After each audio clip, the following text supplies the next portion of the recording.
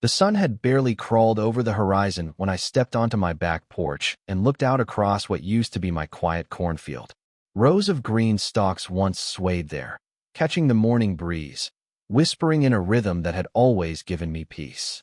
Now, instead of the rustling of corn, I heard something far more irritating. The shrill voice of Karen Whitfield barking orders at a group of workers who looked like they regretted waking up today. She stood there in her usual HOA battle uniform. Oversized sunglasses, clipboard in hand, lips pursed so tightly you'd think she was trying to hold in all the world's misery. Karen wasn't just on the HOA board. She was the HOA board. Or at least she acted like she was. And now she was standing in the middle of my land. My land. The workers were laying chalk lines across the dirt, marking spaces. Parking spaces. On my cornfield. My stomach twisted. The HOA had pulled some ridiculous stunts before, citations for my grass being emotionally disruptive, a warning for leaving my trash bins out 1.5 minutes too long, and one unforgettable incident where Karen tried to find me because a squirrel on my property made aggressive eye contact. But a parking lot? On my farm? This was new. I marched across the yard, my boots crunching on the gravel, each step fueled by disbelief and the kind of anger that builds when you realize someone has crossed a line they should never even look at. Karen spotted me approaching and lifted her chin. "Good morning, Thomas," she said with a smile so fake it should have come with a warning label. "You're just in time to approve the project." "Approve?"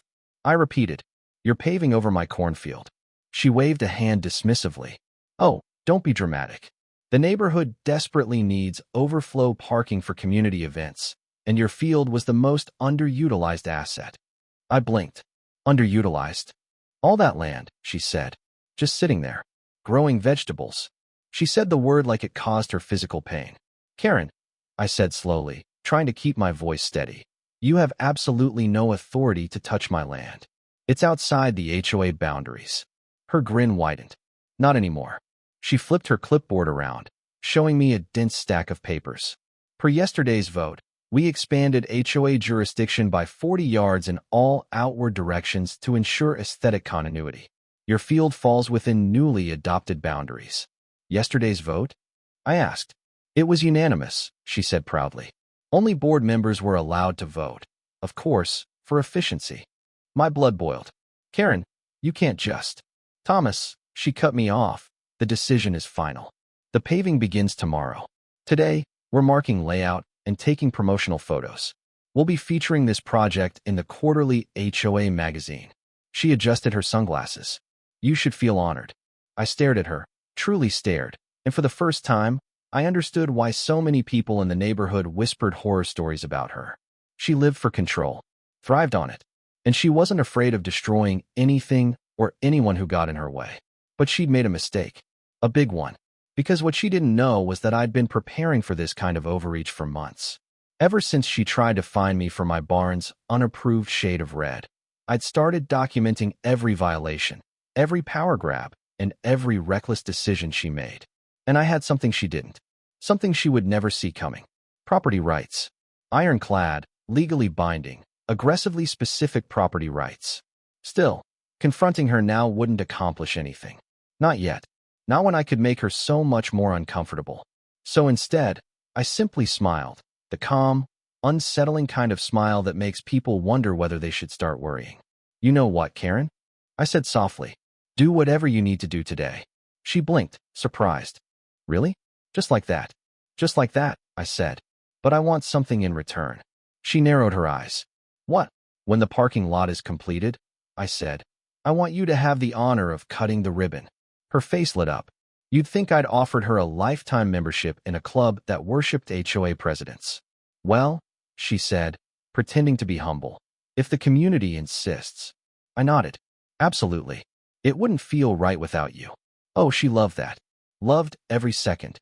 She jotted something down on her clipboard, probably adding ribbon-cutting ceremony to her list of things that made her feel important. As she strutted away to go micromanage the workers, I stepped back and watched. Watched as she paved her own humiliation with every command she barked. Because she had no idea the land she was so confidently conquering wasn't hers. Not legally. Not morally. Not even temporarily. In fact, She was digging herself into a hole far deeper than any foundation the workers might pour. And I was going to let her. Because sometimes the sweetest revenge is letting someone proudly build their own downfall. Brick by brick, rule by rule, ego by ego. The next week was a circus. Karen's circus. The workers paved the parking lot with industrial-grade asphalt, installed bright white parking lines, and even erected a wooden archway at the entrance that read, HOA Community Parking, Members Only. Karen had insisted on the archway. She said it would uplift morale. I suspected it was mostly for Instagram. Neighbors walked by with mixed reactions. Some looked confused, some annoyed. Some pretended to love it because Karen hovered nearby like a hawk waiting to punish anyone with an independent opinion. But the funniest reactions came from the people who accidentally parked there early. Each time someone's tires touched the asphalt, Karen would sprint across the lot waving her arms like she was signaling an airplane on fire. "This space is not open yet," she'd shriek. "You'll crack the curing seal. Do you want to ruin the parking lot before the grand opening?" It was free entertainment. Better than TV. But the best part came on Friday. Grand opening day. Karen had decorated the entrance with red, white, and blue ribbons. A folding table sat nearby with refreshments, small water bottles, stale cookies, and a cake shaped like a parking lot. She'd even brought a sound system so she could give a speech. Of course she had a speech. A crowd gathered, mostly out of curiosity. People whispered, staring at the parking lot, then at me, then at Karen. They knew something felt off. But Karen was too excited to care. She motioned me forward. "Thomas, thank you for your generosity in allowing this project to grace your former cornfield," she announced loudly. I smiled politely. "My pleasure." I caught several neighbors exchanging looks, the kind that said, "Is he okay?" Oh, I was more than okay. Because today was the day. Today, Karen would cut the ribbon on something she believed belonged to her. Something she thought she'd built through sheer force of entitlement. And then I'd take it all back, right in front of everyone. Karen lifted the oversized ceremonial scissors, the ones she probably bought just for this moment. "Ladies and gentlemen," she announced, "on behalf of the HOA board, I proudly present." And that's when I stepped forward. "Actually," I said calmly, "before you cut anything, we need to acknowledge something important." Karen paused. "Thomas, this isn't the time." "It is," I replied. I pulled a folded document from my pocket. A land deed. Not just any land deed.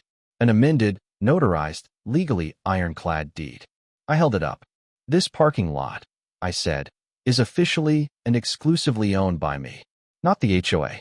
Not the neighborhood. Just me." A wave of murmurs rippled through the crowd.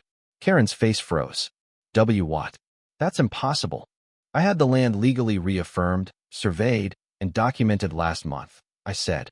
Every inch of this parking lot. Every parking space, every inch of asphalt, even that ridiculous archway, is on privately owned land that is not, and has never been, under HOA jurisdiction. Karen's jaw unclenched and reclenched like she was trying to chew through her own shock. You tricked me." "No," I said. "You trespassed. You constructed without permission. And you poured HOA money into improving my property." The crowd gasped. Karen stuttered. "Why you can't do this?" "I can," I said. "And I have." Her face went red. Deep red. The kind of red that makes you wonder if a person might actually steam from the ears. But before she could launch into a full meltdown, I leaned in slightly. "Oh, and Karen? What? You're still welcome to cut the ribbon." Her expression twisted into a mix of disbelief, fury, and humiliation. The perfect cocktail. Neighbors whispered behind hands. A few were smiling. A couple looked terrified. Karen had that effect on people. But one thing was certain. The balance of power had shifted, and it wasn't shifting back. Karen looked around, eyes darting, realizing everyone was watching, expecting something, waiting. The pressure settled onto her shoulders like a physical weight. Finally, trembling, she lifted the scissors. She forced a smile. Her voice cracked. "I hereby declare this parking lot open." Snip. The ribbon fell. Scattered applause broke out. Karen lowered the scissors, her hands shaking. Her eyes met mine. And in those eyes, for the first time since I'd moved into this neighborhood, I saw something I'd never seen before. Fear. But this story wasn't over. Not even close. Because Karen's ego wouldn't let this slide. And the HOA? They'd be scrambling. Neighbors would take sides. Lines would be drawn. And me? I was just getting started. There were still consequences to be delivered, still secrets to reveal, still battles yet to unfold. But those would come later, when the time was right. For now, the parking lot stood freshly opened, freshly claimed. The parking lot had been claimed, the ribbon cut, and Karen's moment of triumph replaced with a twitching, simmering humiliation. And yet, as I watched her stomp away from the archway, her heels clacking on the asphalt like tiny gavel strikes, I knew this wasn't the end. Not by a long shot. By Monday morning, the neighborhood was buzzing. Gossip spread faster than wildfire in dry grass. Neighbors whispered over white picket fences at the local grocery store, even while jogging past the freshly paved lot. Some sympathized with Karen, muttering about how unfair it was that she'd been humiliated in front of the entire HOA. Others smirked, admitting that maybe, just maybe, she'd gotten what she deserved. And Karen? She was planning her next move. I could see it from the frantic flurry of emails and texts she was sending to the rest of the board. Every subject line screamed urgency. Emergency HOA meeting, illegal property grab, the field incident. She called them into the clubhouse, her power suit and perfectly coiffed hair making her look like a general calling a war council. The rest of the board filed in, looking half nervous, half annoyed. It was obvious they'd already been hearing the gossip. Karen stood at the front, arms crossed, delivering a performance worthy of an Oscar. "We have a situation that requires immediate attention," she said, voice sharp. "Thomas has claimed the parking lot as his private property, directly undermining the authority of this board and our HOA jurisdiction." A few board members exchanged glances. One muttered, "Is that legally possible?" Karen shot daggers at him. "I assure you it is possible. And we will not sit idly by while one neighbor flaunts the rules that protect all of us." Meanwhile, I sat at my kitchen window, coffee in hand, watching her rally the troops like a general on a battlefield. The scene was almost comical if it weren't so dramatic. Karen spent hours devising plans. Letters to homeowners, formal complaints, and even hints at potential legal action, all while her temper bubbled dangerously close to boiling over. Every time she paced her office, I imagined the tiny sparks of rage flying off her heels and into the air. By midweek, she had escalated to visiting neighbors' homes. She knocked on doors, clipboard in hand, rehearsing speeches that accused me of negligence, deceit, and outright rebellion. Most people nodded politely, some even offered cautious support. But there was an unmistakable undercurrent of doubt. The community could sense the audacity of her claims. I knew this day would come. Karen never admitted defeat gracefully. Her ego couldn't allow it. So I had been preparing for every move she might make.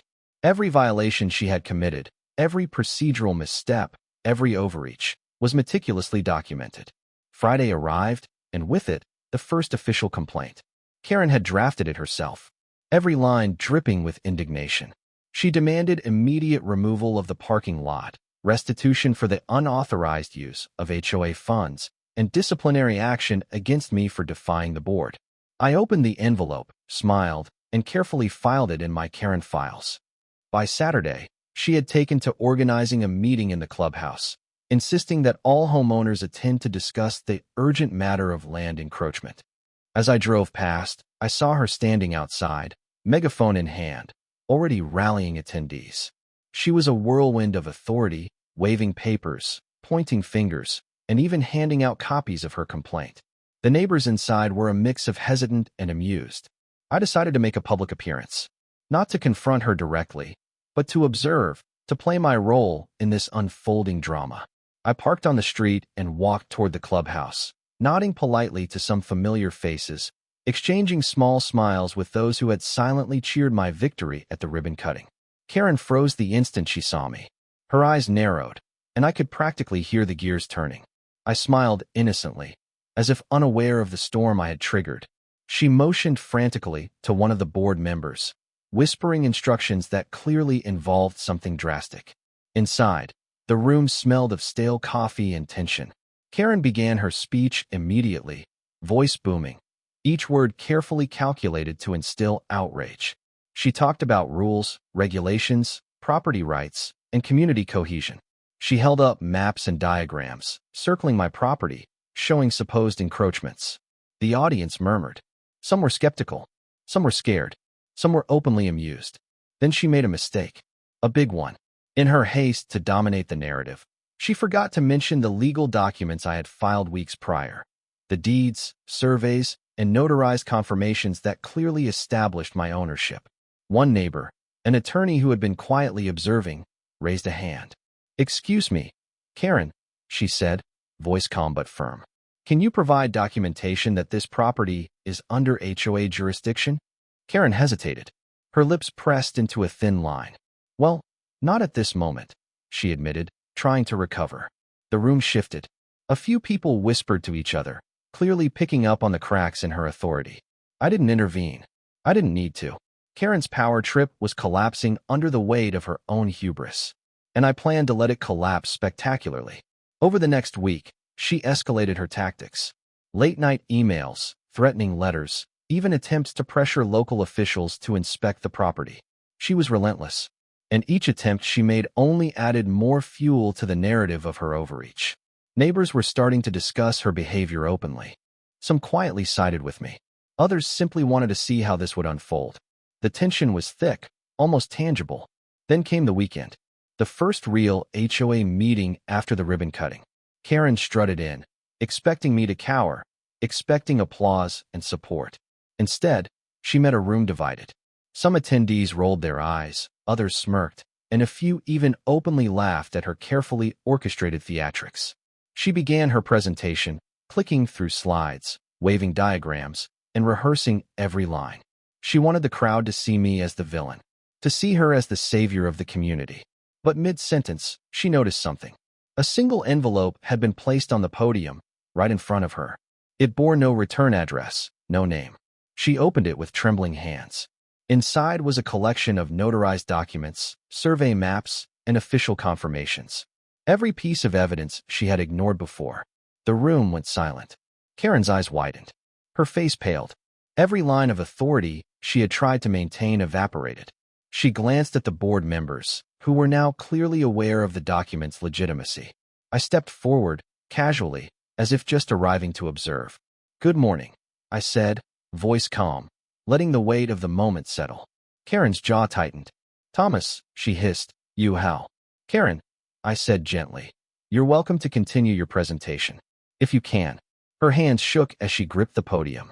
The slides felt meaningless, her diagrams irrelevant. The truth of the ownership documents had shifted the power dynamics entirely. The neighbors looked from me to Karen and back again. Some whispered encouragement. Some were shocked. Some simply watched in awe. Karen tried to continue, but her voice had lost its commanding edge. It came out quivering, staccato, and forced. The aura of control she carried for so long had crumbled.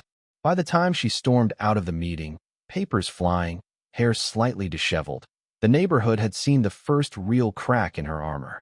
The HOA board members were left scrambling. Whispers of rebellion against her leadership began to circulate quietly. And me? I returned home with a quiet satisfaction. Not because I wanted to destroy her, but because finally, the scales had balanced. Finally, the truth was undeniable. Yet, as I watched from my porch that evening, I knew this was only the beginning. Karen's ego was not one that could accept defeat. She would plan, she would scheme, and she would return with new maneuvers. The HOA drama was far from over. The neighborhood had been